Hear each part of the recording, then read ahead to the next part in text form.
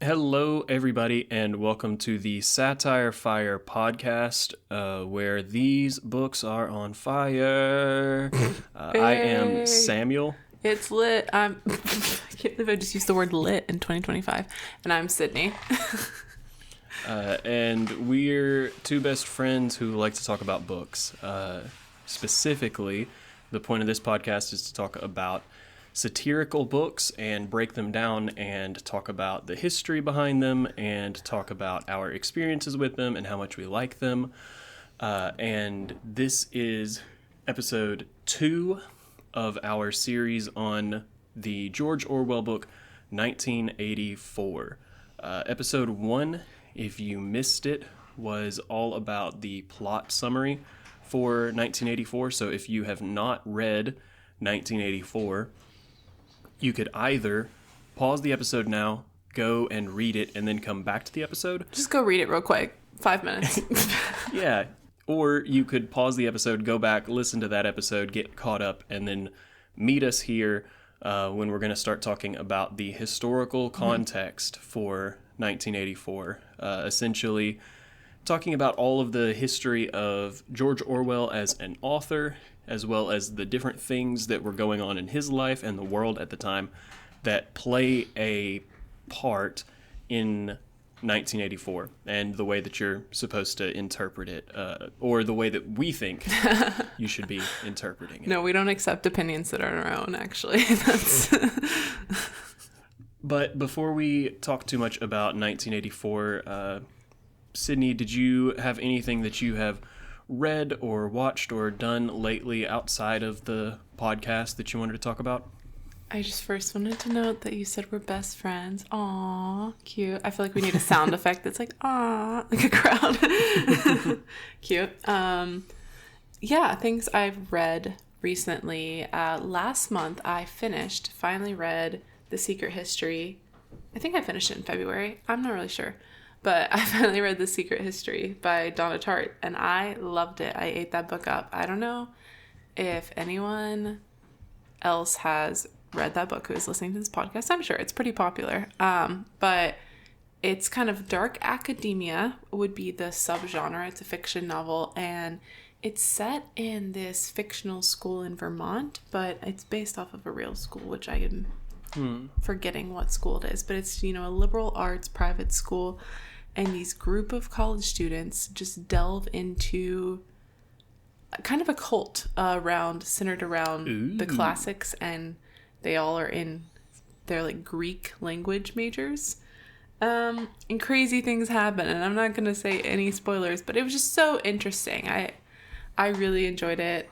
Would recommend The Secret History. What, time period is it set in? I think it's the 90s, 80s or 90s. I believe. It's not crazy. And they are kind of pushing the limits of human morality, and it's because they have this kind of godlike figure of a professor that's leading them down this sketchy path. Also, almost all of them are just very privileged kids, except for the main character, and he's kind of from he's an outsider. But wants to be an insider, and so that's how he gets involved. Classic.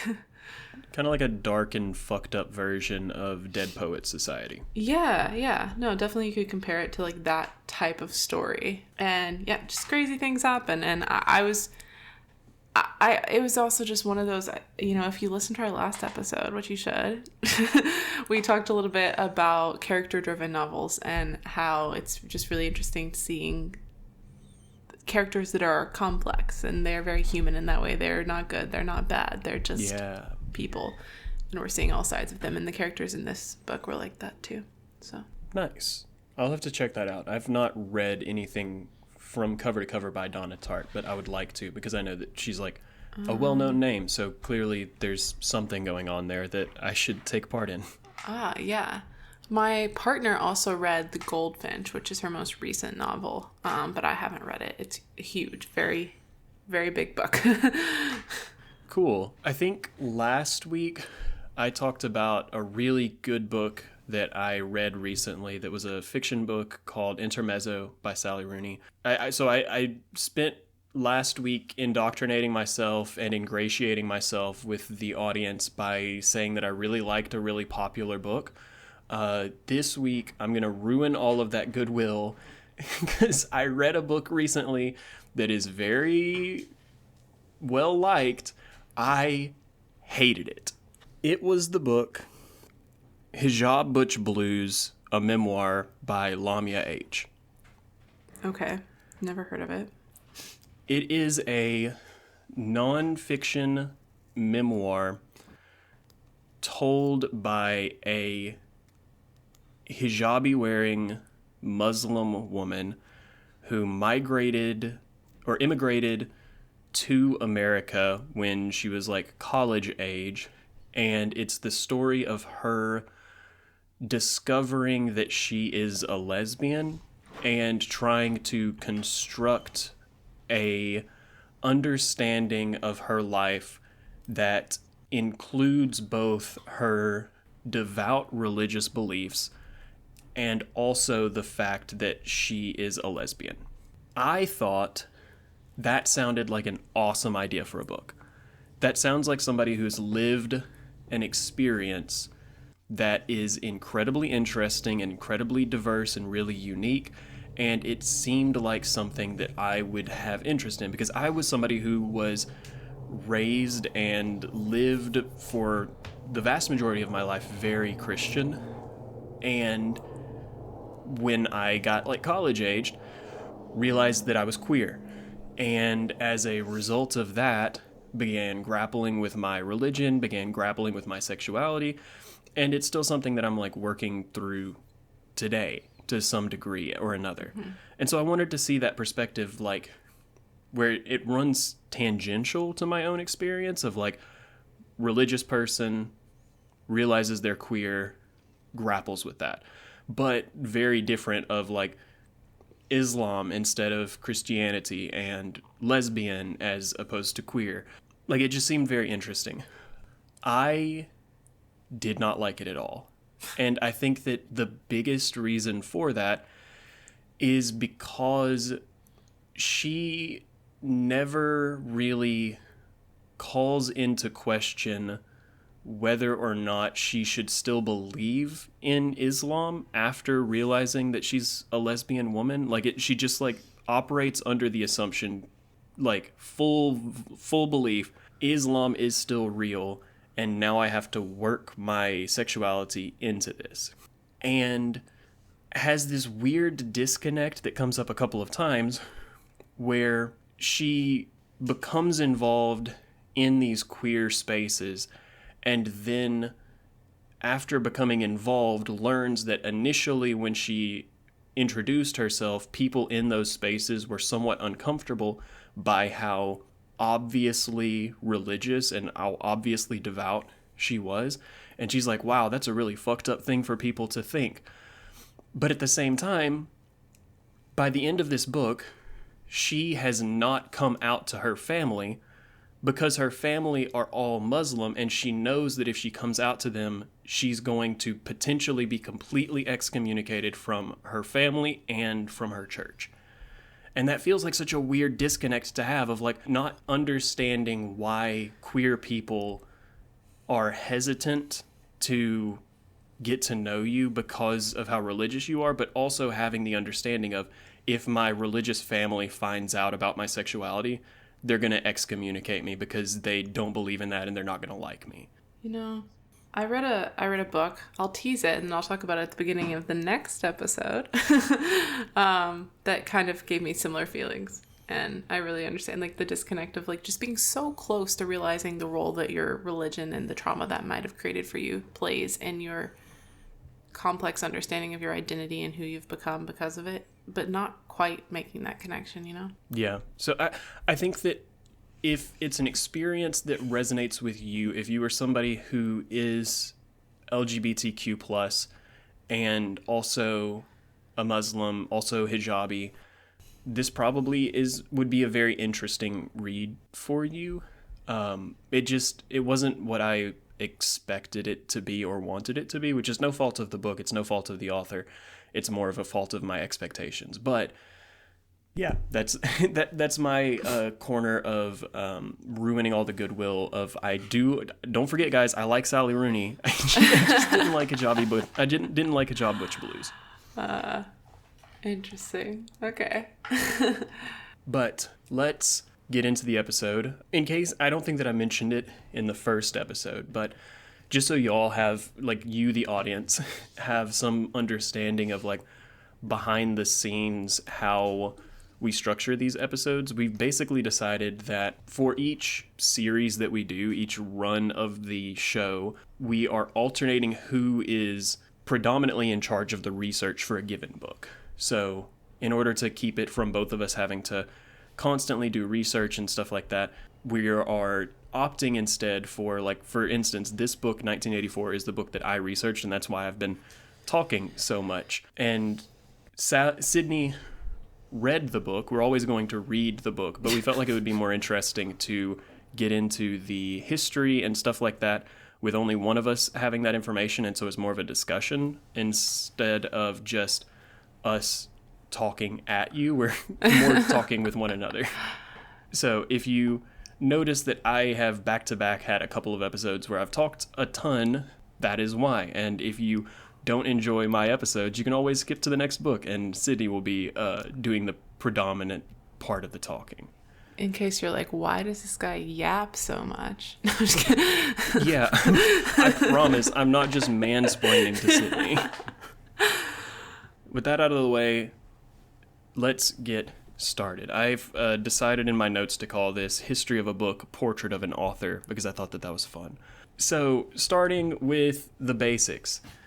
George Orwell is not his real name. Whoa! In case you didn't know that, he was born... Yeah, he was born as Eric Arthur Blair. And I'm pretty sure that in the majority of my notes, I just refer to him as Blair up until, like, later in his life. Like, once he's published Animal Farm, he is ostensibly just George Orwell, like, both in public and private life. But it initially was just a pseudonym that he used that I'll get into. It was just a pseudonym that he used for the most part, and then it kind of became adopted as his actual name. And so I'll switch over to Orwell at some point, but for the most part, I'm just going to call him Blair. I just want to say that Eric Arthur Blair is such a crazy name because it's like 3 first names. It is 3 first names. It is an incredible, like, somehow it's more British than George Orwell is. Should have kept it. He was born June 25th, 1903 in Matihari, British India. So he's a Cancer? I have no idea. He's a Cancer, everyone. So if that influences how you perceive him moving forward, you have all the right to do so. He was born into a moderately wealthy family. This is the most, like, upper class shit I have ever heard, but he described his family's socioeconomic standing by saying that they were lower upper middle class. What the fuck does that mean? Yeah, exactly. What the fuck does that even mean? I'll talk a little bit more later on where they do have some, like, financial troubles as a family, so clearly they didn't have all the money in the world, but his great-great-grandfather was the absentee owner of 2 different Jamaican plantations and all the slaves on those plantations. So he comes from enough money that his ancestors were slave owners. He was born in India because his father worked as a colonial official representing England in the opium department of the Indian Civil Service. Oh. So essentially, his dad's job was to monitor the production and the storage of all of the opium that Britain was planning on selling to China. Okay. Interesting.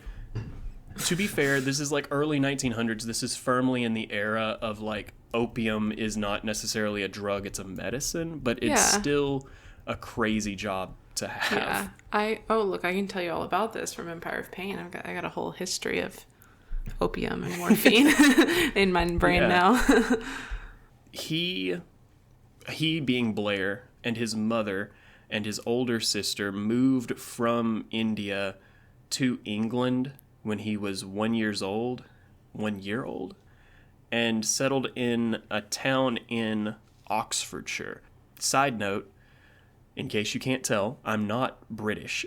And so there's a couple of like place names that are going to happen when I'm talking about him living in England that I don't necessarily have the context for. So like from all the descriptions, it sounds like the place that he moved was like a really, really nice place, but I don't have the context of like, was this an incredibly wealthy area? Was this a middle class? Like, I don't really know. So that probably has more context if you're British, of knowing like, oh, Oxfordshire, that's where the rich people lived, or whatever it may be. People are, they're gonna, I feel like angry English people are gonna be in our comments like, you guys are stupid. Yeah, sorry. They don't teach us about Oxfordshire in English public school or American public school. Yeah. So this is where we get into the first of his family maybe not having the most money in the world, because apparently they didn't have enough money to send him to a quote-unquote nice school. Apparently it's a thing in England that what we would call private schools are what they call public schools, which is an exact inversion of what we've got. But they wanted to send him to a public school where you have to pay a fee in order for your kids to attend, and they didn't have enough money to pay that fee. So instead, they ended up using family connections and were able to get him a scholarship to attend a boarding school from the ages of 8 to 13. While he was there at the boarding school is when he started to develop an interest in poetry and writing. He actually had 2 different poems that he wrote get published into a local newspaper, and did well enough in his classes and in a history competition that he took part in that he ended up earning scholarships to attend Wellington and Eton, which I feel like I've heard of Eton before. I've not heard of Ellington. I think I've heard of both Wellington and Eton. I don't know why. Maybe, are those in Heartstopper? They might be. I might have just made that up. I don't know. Either way, apparently he would have preferred to attend Eton, but apparently even if you get a scholarship to one of these schools, it doesn't guarantee that there's going to be a place in admissions for you. And so he got a scholarship to Eton, but Eton didn't have any availability to take him on as a student. And so he waited for a year to try and get into Eton. There wasn't a space, and so he instead went to Wellington, but only for like 1 semester, because after that 1 semester, a place opened up at Eton, and he transferred there. This is all of note, the fact that he went to Eton, specifically because while he was there, his French professor was Aldous Huxley. Whoa! The guy who went on to write Brave New World. Oh, whoa. Satire Fire, Crossing of Paths. I don't know why I said Satire Fire. That's our podcast name, not the genre name. Satire Paths Crossing, 2 Worlds Collide. That's crazy. Yeah, so this was like mid 1910s that they were actually like together, and Brave New World doesn't get published until 1932. So at this point, Aldous Huxley is not who we know of Aldous Huxley being today, but there you go. Whenever we inevitably cover Brave New World, this guy's going to come back up. He attended Eton for 4 years, and then while he was home for some sort of a break, it basically had gotten to the point where his family didn't have enough money to continue sending him to school, and his grades weren't good enough for him to earn a scholarship to make his fees reduced. And so he ended up dropping out, and after dropping out, he took a job of returning to India and joining the Imperial Police. That's right, folks. ACAB includes George Orwell.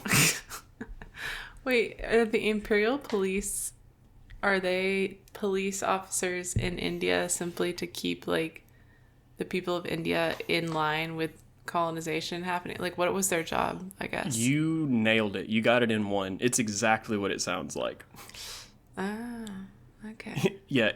Imperial police officer might be one of the worst job titles of all time. Like, that's crazy. Imperial. It's similar to, like, I was watching a movie recently called Parents, which was really fun. It's from, like, the 80s, I want to say, 70s or 80s. But the dad in that movie, his job is working at this, like, science laboratory where they are deliberately creating defoliants and stuff, like weed killer pesticides, with the intention of spraying them in other countries to create landslides and, like, kill civilians. Like, the dad's job is basically just war crime scientist, and that's barely any better than Imperial police officer. Colonization police officer. Colonizer police officer. Oh, God. So he started working with the police in 1922 as an assistant district superintendent in Burma. He chose Burma because that is close to the home of his maternal grandmother. So was England, were they colonizing Burma at the time? Like, why was Burma involved in all of this? I think everything down there. Everything down there, they were being imperial. The sun never set on the British Empire, after all. But apparently, while he was there, he was, like, a police officer over, like, 200,000 people. Like, that's the population that he was working within, was 200,000 Burmese individuals. He moved around a couple of times until he finally, like, was stationed in one spot and, like, stuck there for a while. And this is the part where Arthur Blair maybe wasn't the best guy. At least not at this point in his life. Like, if it's not enough of an indication that he joined a Imperial police force, he had all of the markings of somebody who is educated enough to understand that racism is wrong, but when actually put in a position of authority and facing people of color, has a really tough time suppressing the fact that they have racist tendencies. So one of the quotes from that time period that he wrote about was, "In the end, the sneering yellow faces of young men that met me everywhere, the insults hooted after me when I was at a safe distance, got badly on my nerves. I was stuck between the hatred of the empire I served and my rage against the evil-spirited little beasts who tried to make my job impossible." Oh. Little beasts is crazy. Little beasts is a fucked up thing to say. That's insane. Oh, God. So, like, I don't know to what extent his views changed later in life. Like, if he eventually came to a position where he was more accepting and understanding of people of different races. But like I said, it very much feels like, I understand that racism and imperialism are wrong, but damn it, I see one of those guys and it just makes me angry. Yeah, that's so... I don't know. That's weird. Yeah.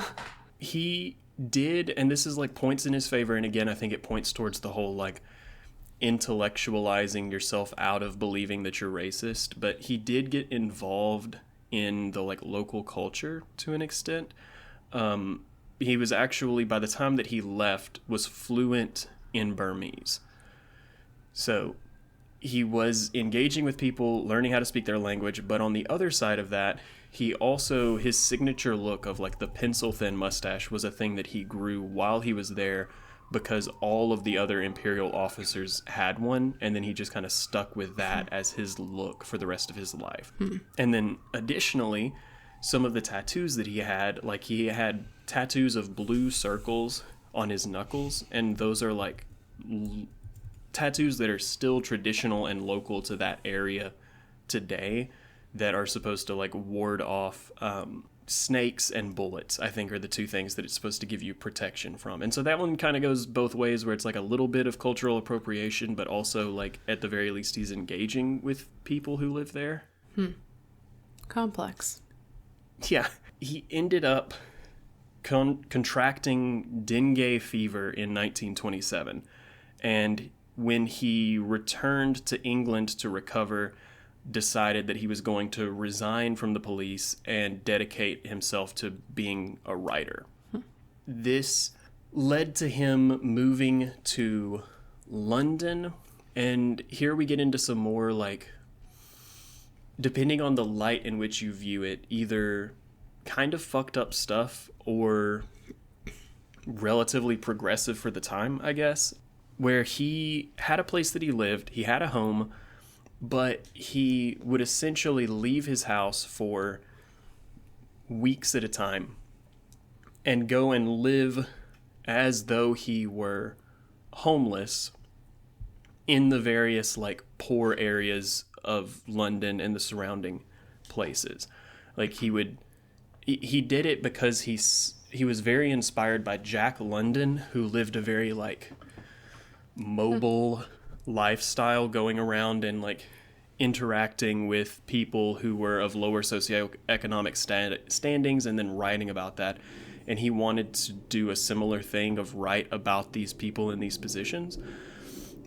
But it feels like a weird thing to do when you own a home.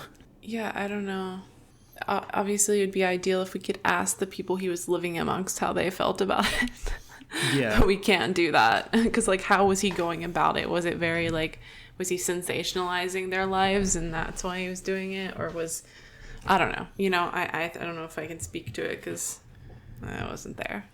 Yeah, I think that some of it was overly sensational, and I'll get to why I think that in a minute. But yeah, at this point, he's just now getting started into this experiencing these people's lives through their eyes as a way of gaining material for writing later. Eventually, he moves to Paris and does the same thing, lives in a similar fashion while he's there, and starts writing with a little bit more conviction, starts having some of his pieces published in newspapers, specifically ones where he's talking about, like, here is a day in the life of an unhoused person, or here is what the unemployment scene is like in this particular city, or here is a snapshot of the beggars of London. Like, those are the kinds of articles that he's getting published. This is the period where he starts using George Orwell as a moniker, because his family was very embarrassed by the fact that he was going out and living this lifestyle. And so in order to prevent them from being embarrassed, he opted to use George Orwell as a pen name, and also the name, one of the like 3 or 4 names that he used whenever he was living in these places. Like, instead of giving his real name when he was crashing in a hostel or whatever, or a boarding house, he would use a couple of different fake names, and one of them was George Orwell. This is also when he first started one of his earliest long-form books called Burmese Days, when he talks about his experiences living in Burma. But while living in Paris, he ends up getting really badly sick again in like 1929, to the extent that he has to go to the hospital. They think that he might have tuberculosis, but they decide he doesn't have tuberculosis. They move him to a sanitarium. He ends up getting all of his money stolen out of the boarding house that he was living in, and that results in him moving back to England and moving back into his parents' house in Southwold, where he lived for the next 5 years. During that time, he finished and got published Burmese Days, as well as Down and Out in Paris and London, which Down and Out in Paris and London was basically just a long-form depiction of the lifestyle that he was living in London and Paris, as the title would suggest. And he's also been regularly contributing to a literary journal called New Adelphi. So at this point, he is right on the edge of being able to support himself as a writer full time. So he was getting success. He was in his writing and publishing. He wasn't getting a tremendous amount of like public renown for his writing, but he was getting published and was getting paid for it. And at this point, he had 2 books published. So like, I don't think basically until he puts out Animal Farm, I don't think that he's able to just live on writing, but he's starting to get close at this point. Okay. In between writing, he would take random like day laborer or blue collar jobs just to get experience in those fields in order to better write about the experiences of these people, and was also continuing to take his jaunts of like pretending to be homeless and experiencing life like those people. Pretending to be homeless. Sorry, every time you say that, I'm like, what? Yeah. This is where I think that he was potentially, like, this is the most damning bit of evidence that I think that I have that he might have been doing it in a not so good way, which is that at one point he intentionally got arrested in December so that he could write about the experience of being in jail on Christmas. Like, just ask someone. Yeah. Has this man never heard of ethical journalism? Not only did he do that, though, and write about his experience being in prison on Christmas, he also wrote and had published another article called Clink, where he just described a different time where he failed to get arrested and put into prison during Christmas. Ah. Okay. So... Weird, yeah. I feel like you can take it in the mindset of like, oh, he's trying to experience these things to talk about them in a firsthand, like, sensitive position, but it's just a weird thing to do. Instead of just like getting to know these people and talking to them, instead saying, I'm gonna go and spend a week in prison at Christmas because that seems like the epitome of the experience that I'm trying to capture. It's a weird mindset, in my opinion.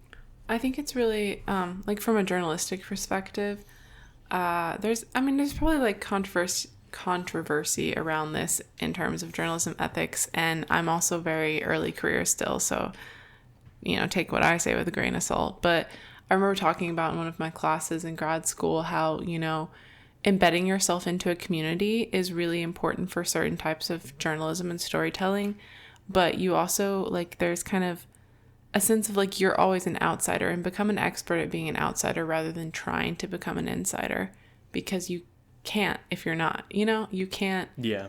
I can't travel to India, for example, thinking about George Orwell, and pretend like I can become an insider and understand the experience of living in a specific town in India as those people do and have, because I'm a white girl from America. So yeah, exactly. And so I think that, like, while his intention might be maybe pure, I don't know, it's just like it's more ethically complex than that. And so he could have embedded himself into the community without trying to, like, pretend to be a part of the community. Yeah, I agree, and I'm glad that you were able to provide that insight, because I think that from a journalistic perspective, you obviously have significantly more training and information than I do. I'm just reading about a guy pretending to be homeless, and it doesn't feel great, but Yeah. He ended up moving out of his parents' house in 1935, and he has several stints where he's bouncing around working as a teacher while he's getting all of his previously written longer form content published. And during that time period, he has a friend suggest that he spend some time looking into the living conditions of people in northern England, because apparently northern England was particularly hard hit by the Depression at this time, and the living conditions and the economic conditions were pretty dire for a lot of people living there. And so essentially this friend was like, hey, if you're interested in talking about poor people and understanding how people in poverty live their lives, you definitely need to be looking at the way that they live in northern England. So he spends several months wandering that area by public transport and by foot, talking to people and gathering experiences that he then ends up turning into I'd call it like a long form essay or a novella or like a short nonfiction book. Like, I'm not sure exactly how to describe it because it's not very long, but it's longer than just like a pamphlet or something. But it's called The Road to Wigan Pier. And I'm going to talk about that a fair amount more later on. So just like put a pin in The Road to Wigan Pier because this is like a turning point for him, essentially. It's just to give you the briefest insight into what it's going to entail. While he was researching this book and writing it, he was actually put under surveillance by the Special Branch, which was the Metropolitan Police's counterterrorism department. This is also the period where he meets and marries Eileen O'Shaughnessy, who is relevant for the rest of his life. Basically, everything that I'm going to talk about from this point forward, he is doing with his wife. And I'll point out specific instances of that, but it seems like she was a very big proponent in the shift that we're about to see, where he becomes significantly more politically minded than he was before. For instance, like this was all happening in 1935. In 1936, he leaves England to go and volunteer and participate in the Spanish Civil War. He is not Spanish. He's not related to Spain in any way. He's not connected to Spain. But he opts to go and fight on the Republican side of the Spanish Civil War because of how strongly he believes in their message and the stance that they're taking. Wait, whose side? Sorry, which side was he? The Republican side. So the Spanish Civil War as a whole is way too complicated for me to just like break down in an episode that is not a history episode. It's just we're talking about a book and we're talking about a guy. So forgive me for oversimplifying all of this, but essentially Spain was ruled by a monarchy up until 1931. And then that monarchy was overthrown, and in its place, a democracy was established. Then, in 1936, there was a military coup that attempted to oust the democratic government and instead put in its place an authoritarian right-wing government. And so the Spanish Civil War became this focal point for the global political scene because the viewpoints of the two sides were so diametrically opposed that essentially it got distilled down into a fight between the Republicans, who were communist and socialist, and the nationalists, who were fascist. So it became a socialism versus fascism war, or at least by proxy. This meant that the nationalists were getting military support from the Nazi Party, while the Republicans were getting military support from the Soviet Union, and then there were a lot of volunteers from countries that had opted to remain neutral, like the United States and England, to fight for the side that their political views aligned with. So, George Orwell believed so strongly in the socialist and communist messaging of the Republican faction that he picked up his stakes and moved to Spain in order to fight in the war against fascism. So, he wasn't with the Nazis. He wasn't siding with the Nazis. You said diametrically opposed, and I wanted to interject with diametrically opposed foes from Hamilton, but I didn't. I held my tongue, but I couldn't do it any longer. So this experience is probably some of the most foundational in the shaping of 1984 and the themes of 1984. And so this is something that I'm going to try to cover in a fair amount of detail, because I think that all of this is incredibly important to what he ends up writing later. He joined the Republican side and found that the Republican side was very, very divided between different factions and different unions representing. All of them are left-leaning, but they generally have different ideas of what that means and what it should look like and the way that the government should proceed if the left-leaning side ends up winning the conflict. He picked a faction, joined them, was quickly made a corporal because of his police experience, spent a little bit of time in combat, but not an incredible amount of time before he ended up going back to the Capitol and became involved in a lot of the infighting that started happening on the Republican side, where different factions were calling other factions traitors and were singling out individuals and saying that they were sympathizers. And Orwell himself ended up getting accused of secretly being a fascist.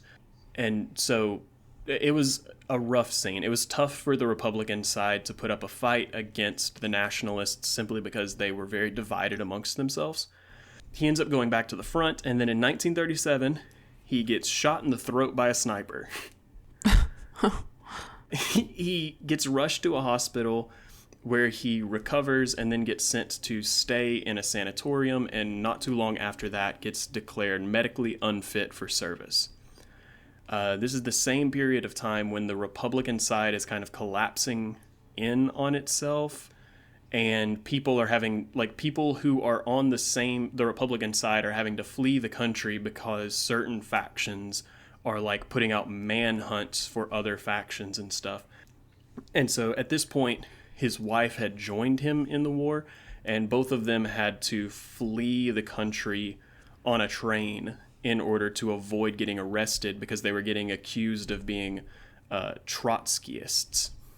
Mm. He spent the time from 1937 to 1939 recovering from several serious illnesses that he had and writing in various places, but he was having a harder time of getting published now because of his very public involvement in the Spanish Civil War. Now is another thing that is going to become very relevant in the story of 1984. The Second World War starts, and his wife begins work in the Ministry of Information as part of the censorship department. Oh.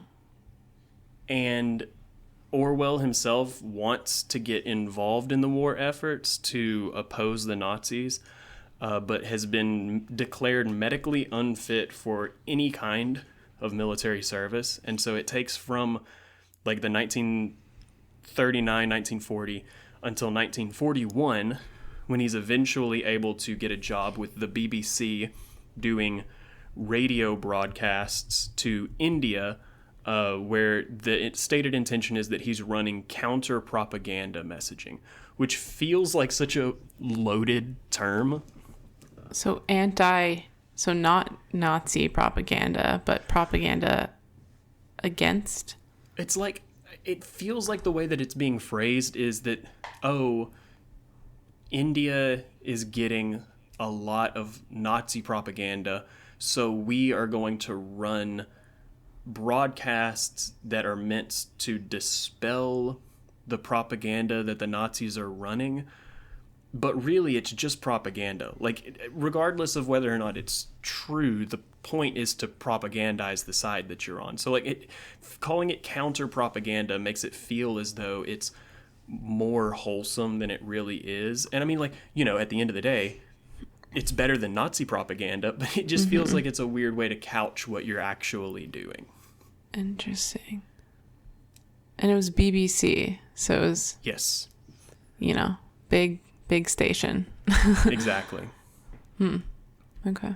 He ended up doing this while still writing and socializing with a lot of other writers who were all like politically left-leaning until 1943, when he confirms that the reports and broadcasts that he's putting out are barely getting listened to anybody, and just resigns so that he can focus on writing Animal Farm at this point.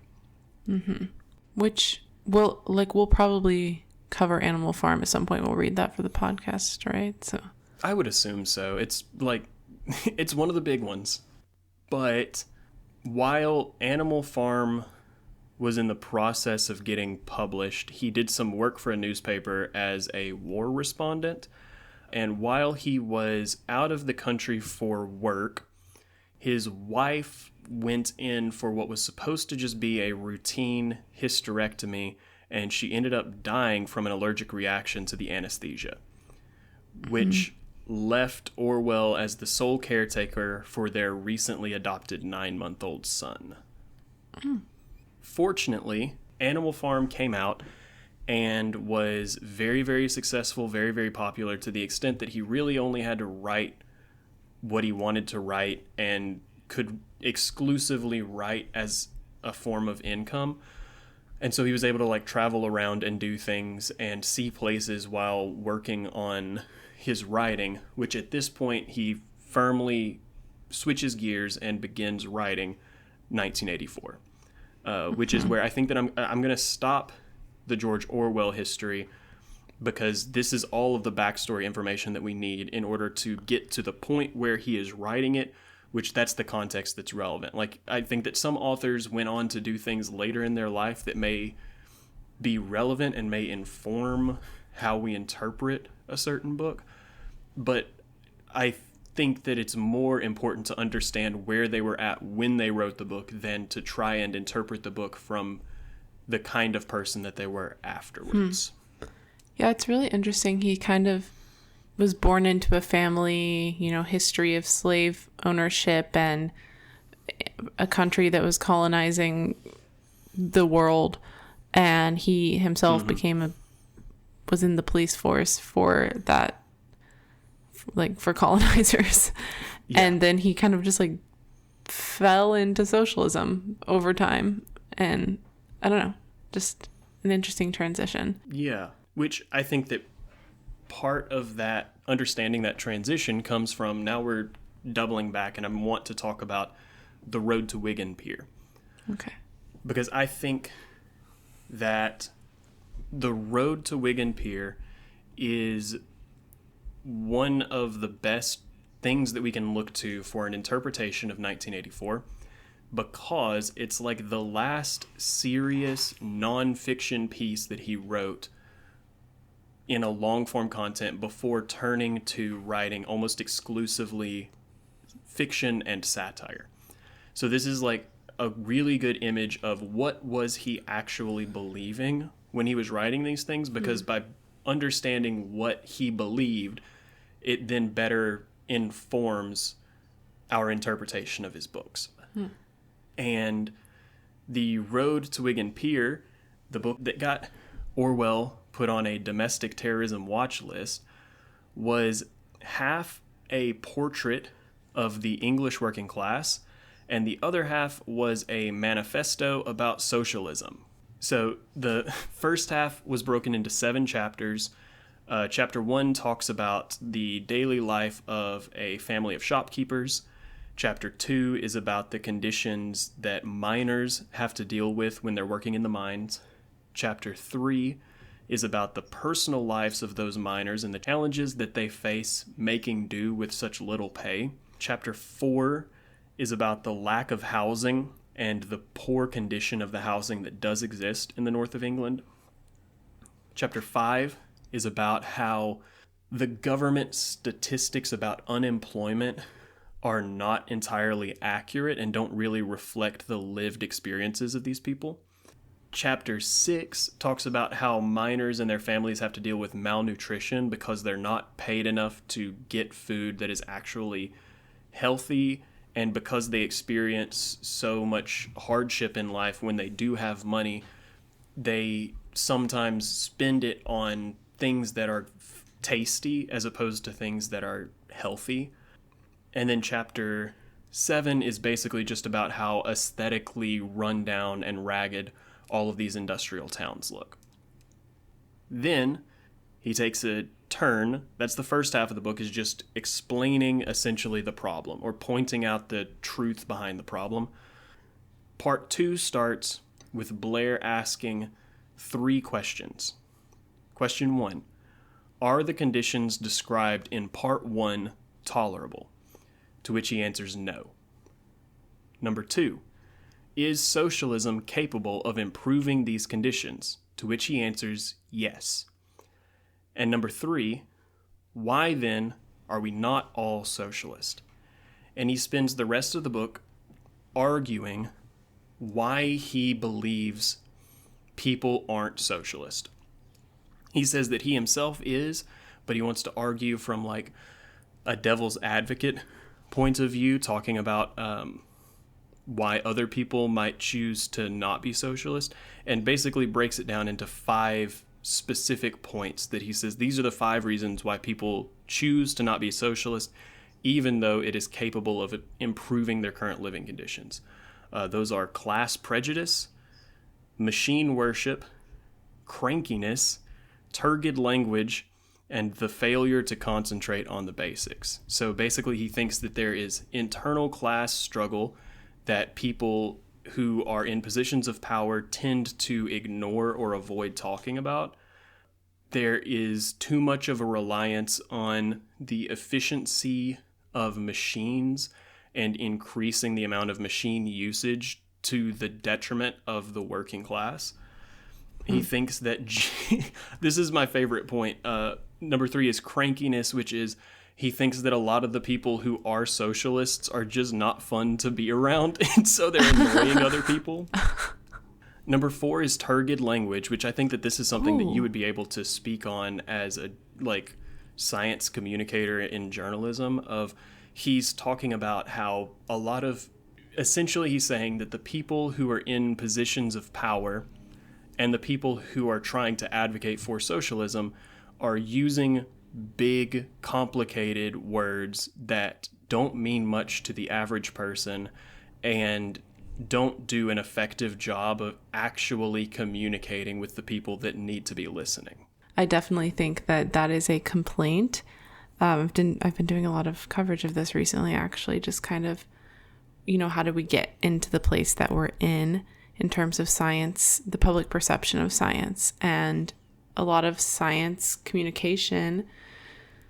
1 is just not directed at the general public, but 2, when it is, it can be jargony, it can be complex, it can be confusing, it can not be fully truthful, or even it can be oversimplified in a way that makes people think things are better than they are. And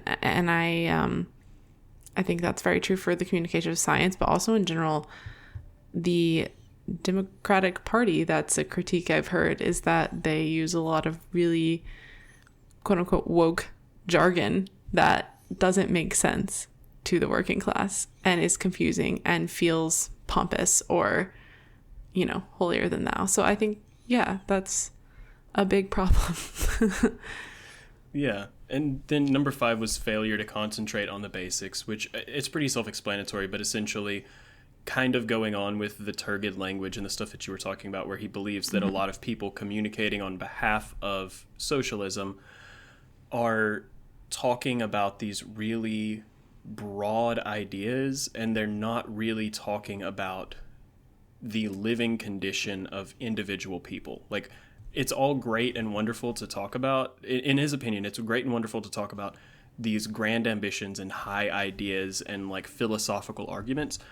But if you're not talking about the fact that people's lives are not good and here's how they will be better, then you're missing an opportunity. As a whole, I just think that this works. Before we get into talking about themes and what the book is about and interpretations, I think that this does a lot of our heavy lifting of discounting what I see as the biggest misinterpretation of 1984, which is that it is an anti-communism book. George Orwell was a communist. The book is not anti-communism, and we'll talk about more what it is in a later book, but this is just put a pen or a marker in it to say, oh, George Orwell himself was very vocally a socialist. And so if you interpret 1984 as being anti-socialist or pro capitalism, yeah, it does not really jive with what his actual lived viewpoints were. Mm-hmm. You know, I think it would be very easy to interpret 1984 as anti-socialist. And so this is like really great context. Thank you for, bringing this up, because yeah, it does seem like the world they're living in, Oceania, is that Oceania? Mm-hmm. Is a failed attempt at socialism. That's what it feels like to a reader without any other context, Yeah, I definitely can understand that, because it does pull a lot, and this is something that we can talk about more in the next episode, but it pulls a lot from the Soviet Union talking points and things like that. Like, it uses comrade. Was George Orwell a I can't speak. Trotskyist? Trotskyist. What am I saying? I don't think so. He never really, from what I've seen, has come out as a Trotskyist. Now, so this is a quote that I was planning on bringing up in the next one, but he basically said, like, one of his quotes after having written 1984 and Animal Farm and all that was that everything that he had written after the Spanish Civil War was, quote, written directly or indirectly against totalitarianism and for democratic socialism. So I don't think that he was actually like communist or Trotskyist or Marxist or anything like that. Like, I feel like if you asked him, he would just identify as a democratic socialist and maybe wouldn't have more specifics than that. Okay. Interesting. Yeah. Yeah, there's a little bit more context that I think that we can get into in the themes episode, specifically related to stuff that happened in World War II that I think is relevant to specific points in the book, but I feel like that's better saved for, like, when we bring up a point talking about the way that this context is related. But I feel like that's enough of an overview that you can go into. If you now want to read 1984 before next week when we break down the themes, I feel like this is enough information to get you a really strong grasp on what it is that you need to know in order to view the book the way that Orwell wrote it. The colonist to democratic socialist pipeline. Wow. Exactly. That's really it. That's the title of this episode. But before we wrap up, I was planning on playing the game Have They Read It? People that you think may or may not have read 1984. Basically, the game works where I name a notable public figure that comes to my mind randomly, and Sydney says whether or not she believes that that person has ever read 1984, and then she does the same for me. She'll name a person, and then I'll speculate wildly, essentially, as to whether or not I think that this person has read 1984. I'll start. Do you think... we'll just put dollars to donuts here. Do you think Donald Trump has ever read 1984? No. No way. No, he's never read 1984. I don't know if he's written anything on a page before. I don't... I don't know. I'm not going to go as far to say that I think he's illiterate, but I don't think he doesn't write his speeches. He does just say things that come into his head, I think. But yeah, that proves to be true time and again. Yeah. No, I don't think he's read this book. I'm sure he has read a book, but like I can't think of one that I would assume he has read. Obviously not the Bible, but I don't know if this is information that you know, but the only thing that I know about Donald Trump in relation to books is that allegedly, according to one of his ex-wives, he did for at least some period of time sleep with Mein Kampf on his bedside table. Whoa. That's so interesting. Did he read it? I don't know.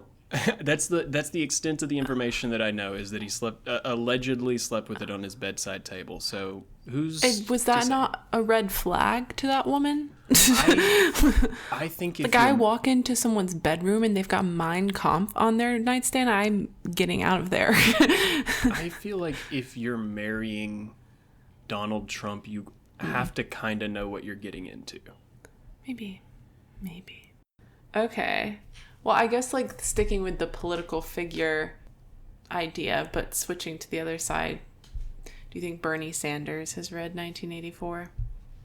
I would assume so. He feels like somebody who is informed and well-read, but I don't know if I know what his views are on like fiction, you know? Like I don't know how much fiction Bernie Sanders is taking the time to read. I think I would put him in the camp of definitely read it at some point. Yeah. I feel like, I could definitely would think he would have read it, but I don't know what his, reading repertoire is like these days. I'll do one more. I'm trying to get away from politics because I feel like politics, it just ends up being like a divide of like, if the person is left leaning, they probably did, and if they're right leaning, they maybe haven't. This person just came out of literally nowhere. I don't know why I thought of this person. Do you think A$AP Rocky has read 1984? I have no information about A$AP Rocky. I mean, I do, but I feel like I know nothing about him as a individual. I'm trying to think of the vibe of his lyrics. Yeah. Am I wrong? Is A$AP Rocky in a relationship with Rihanna? Yes. Okay. Then I am thinking of the right person. Cool. I just don't know, yeah, with no information other than the fact that he is a rapper married to Rihanna in my brain, I think yes.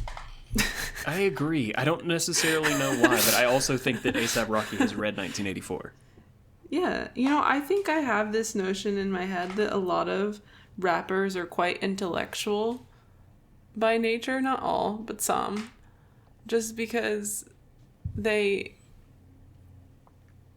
lyrics that they have to write are often very clever. Yeah, I agree with that. But I don't, that's based in no fact, no. I can think of and name several rappers that I'm confident are not intellectuals, but I do think that, it feels like a genre of music that is very heavily related to like poetry and... Like Kendrick Lamar has read 1984. Yeah. For sure. That genre of rapper. Let's see. Do you think Sally Rooney, since you're a recent Sally Rooney fan, has read 1984? I think 100%. I feel like if I've ever seen anybody talking as a author, talking about giving advice to people who want to be authors, one of the biggest things that comes up over and over again is that you need to be reading more books. I feel like people who are authors do everything that they can to read as much as they can. Yeah. And I also think that based off of only a couple of things that I've seen, Sally Rooney is pretty left-leaning to the point of, like, I've seen people suggest that she's just outright a communist. And so I think that if you are a left-leaning, if you're an author, period, I don't see how you could have not read 1984. But specifically, if you're a left-leaning literary fiction author, it feels almost guaranteed that you would have read 1984. According to Wikipedia, she described, I think this is the second episode I've said according to Wikipedia. That's wild. And then I also said, I'm a journalist. But hey, I'm citing my source. She describes herself as a Marxist according to Wikipedia, but Hell take that yeah, with brother. a grain of salt because I don't know where she described her. I could do some more research and figure it out. Anyone who knows more about Sally Rooney, send us an email and let us know what you know about her political ideology and where if you I know can for get a more fact info on that. Sally Rooney is a Marxist, let us know. If you also know for a fact that she's not a Marxist, let us know that too.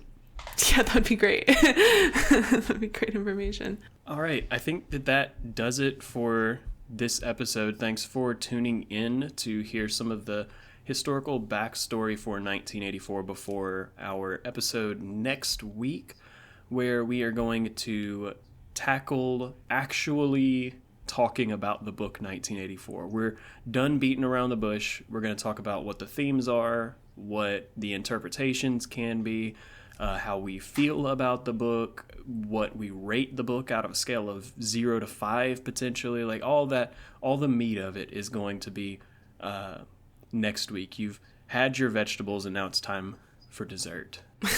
So you'll get to hear me yap a lot more. So that could be a Yes. good thing. That could be a bad thing. I don't know. Yeah, it'll be a lot less of a history lesson of me talking at Sydney and more of us actually having a discussion, hopefully. But before we go, Sydney, do you want to tell people where they can find us on the internet if they would like to? Yeah, I would love for you to send us an email or a DM, contact us in whatever way you would like to shower us with compliments or throw some criticism at us. Let us know your thoughts. Let us know your suggestions for what books we should read or on the format of these episodes. You can reach us at the Satire Fire Podcast at gmail.com, or you can follow us on social media. We are at the Satire Fire on TikTok and Blue Sky, and at the Satire Fire Pod, that's POD, on Instagram, where we will be posting at least weekly, maybe more, we'll see,